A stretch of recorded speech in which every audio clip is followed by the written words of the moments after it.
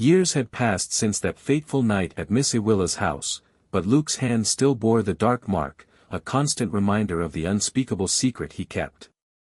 He'd convinced himself it was just a dream, an awful, feverish nightmare, until the 5th anniversary crept closer, and the mark on his hand began to burn again. Despite the years, the whispers about Miss Iwilla never ceased. Neighbors gossiped about her reclusive nature and eerie presence, children whispered warnings to each other in hushed tones, and parents made sure their little ones walked quickly past her gate. But only Luke knew the truth, the horror of what lay beneath her wrinkled disguise. In the days leading up to Halloween, Luke's nightmares returned, filled with flashes of Miss Iwilla's teeth, her monstrous grin, and the bone-chilling phrase echoing in his mind, "One child every 5 years." The morning of Halloween, his hand throbbed, and he felt a dark compulsion brewing within him, a force he could barely resist. As he passed Willow Lane on his way home from school, he saw Miss Iwilla standing at her gate, watching him with a sly smile. "Hello, Luke," she called softly, her voice like nails on a chalkboard. "It's been so long." He stopped, unable to tear his eyes from her. His pulse raced, and he felt the weight of the symbol on his palm. "What do you want?" he whispered, feeling the tremble in his voice. "Time is up, my dear," she replied, her eyes glinting with an unnatural hunger. "Tonight, the deal must be kept." He felt a chill seep into his bones as he realized what she meant. She wanted him to bring her a child, an innocent, someone to satiate her hunger and maintain the terrible pact he'd made in desperation. As dusk settled over the town, trick-or-treaters filled the streets, laughter and excitement in the air. Luke watched them, his heart heavy with dread. He didn't want to follow through with the pact, but the burning sensation in his hand grew unbearable, pulsing with a darkness he couldn't ignore. It was nearly midnight when he spotted little Emily Rourke, a neighbor's daughter, who had lost track of time and was still wandering around in her fairy costume, clutching her bag of candy with both hands. "Emily!" Luke called, forcing a smile. She turned, her face lighting up. "Hi, Luke. Look at all the candy I got," she said, holding out her bag proudly. He swallowed, guilt gnawing at him. "That's a lot, Emily. But it's late. I can walk you home if you want." She nodded, not sensing the shadows of fear that swirled in his gaze.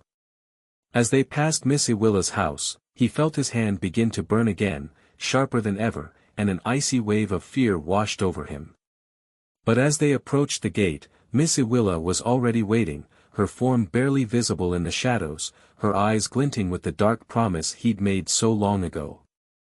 "Thank you, Luke," she whispered as Emily froze beside him, her small hand slipping from his grasp as Miss Iwilla's gaze locked onto her. Emily's eyes grew wide, transfixed by Miss Iwilla's chilling allure, and Luke's heart broke as he realized he'd fulfilled his end of the deal.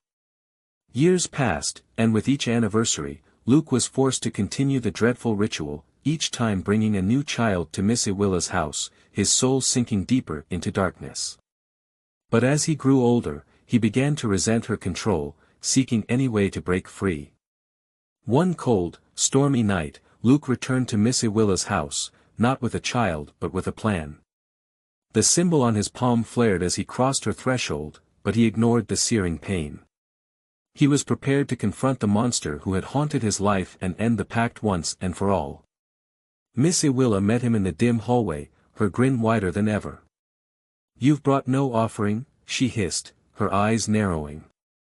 Luke held up his marked hand defiantly. "I'm not your servant anymore," he said, his voice steady. "I'll break this curse if it kills me." Her laughter was low and mocking. "You think you can escape me, boy?" But Luke had prepared. He'd researched ancient rites, spent years studying forbidden texts, and tonight, he was ready.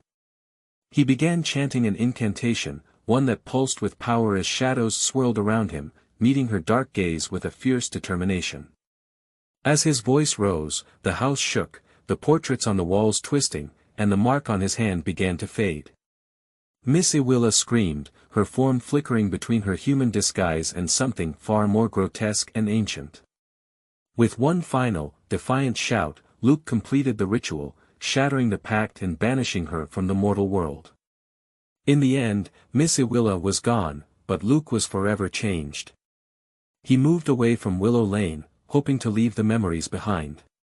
Yet, sometimes at night, he would wake to the faint scent of decay and hear her voice whispering in his mind, a reminder that dark deals are never truly broken.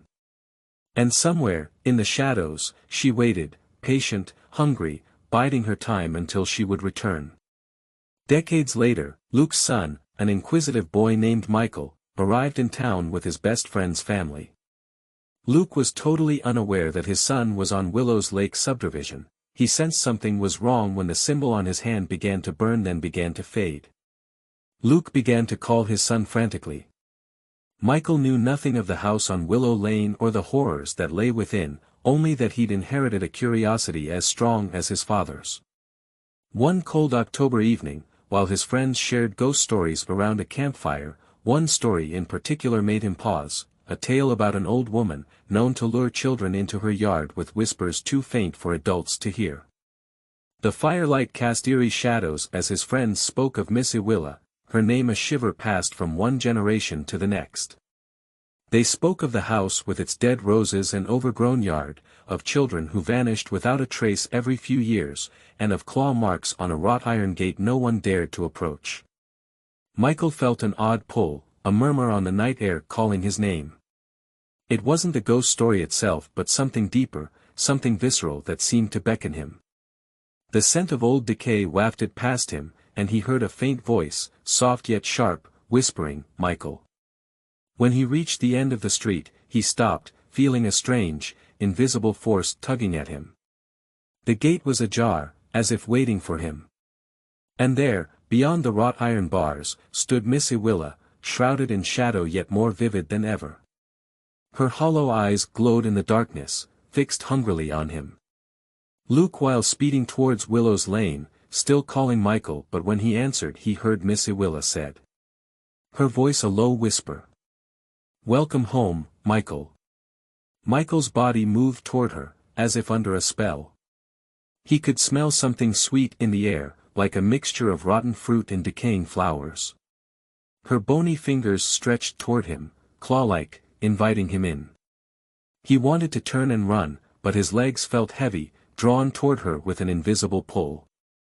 He took a step forward, his mind clouding, her voice now inside his head.